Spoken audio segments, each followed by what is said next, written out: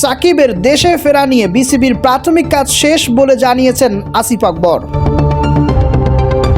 2024 সালে সবশেষ বাংলাদেশ জাতীয় দলের হয়ে খেলেছিলেন সাকিব আল হাসান। এরপর রাজনৈতিক প্রেক্ষাপট ও মামলা সংক্রান্ত জটিলতার কারণে একবার দেশে ফিরতে চাইলেও দুবাই পর্যন্ত এসে তাকে ফিরতে হয়েছিল। তবে দীর্ঘ প্রতীক্ষার পর সাকিবের দেশে ফেরা ও জাতীয় দলে যোগ দেওয়া নিয়ে নতুন করে আশার আলো দেখছে বাংলাদেশ ক্রিকেট বোর্ড বিসিবি।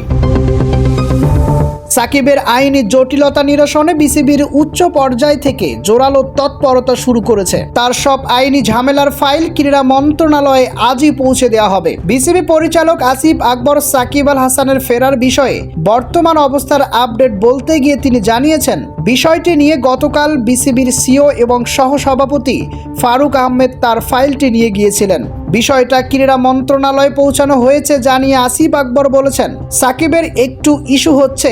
গতকাল ক্রীড়া প্রতিমন্ত্রীর সঙ্গে মিটিং ছিল ফেডারেশনগুলোর। আমাদের সিও মহোদয় এবং ফারুক ভাই ফাইলটা নিয়ে গিয়েছিলেন আমিনুল সাহেবকে ব্রিফ করার জন্য।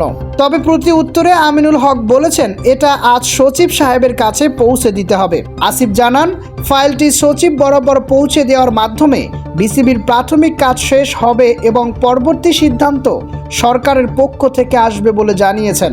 তিনি বলেন, ক্রীড়া প্রতিমন্ত্রী বলেছেন মামলা পুনর্বিবেচনা হবে, এটা পজিটিভ। সাকিবের ইস্যুগুলো যেহেতু ফাইল হয়ে গিয়েছে, এখন সিদ্ধান্তের বিষয়।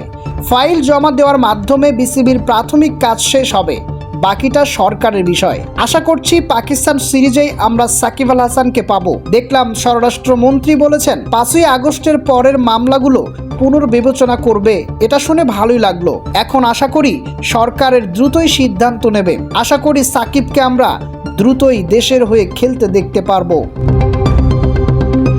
বর্তমানে বিসিবি সাকিবকে নিয়ে আসার জন্য যে তৎপরতা শুরু করেছে, তাদের দিক থেকে তারা যেভাবে পজিটিভলি দেখছেন, এখন দেখার বিষয় বাংলাদেশ সরকার সাকিবের প্রতি কতটি সহানুভূতিশীল হয়। আশা রাখছি সাকিব আল হাসান আবার বাংলাদেশের জার্সি গায়ে দিয়ে আবার মাঠে বল হাতে ব্যাট হাতে ভালো পারফরমেন্স করে দেশের নাম আবার উজ্জ্বল করবে।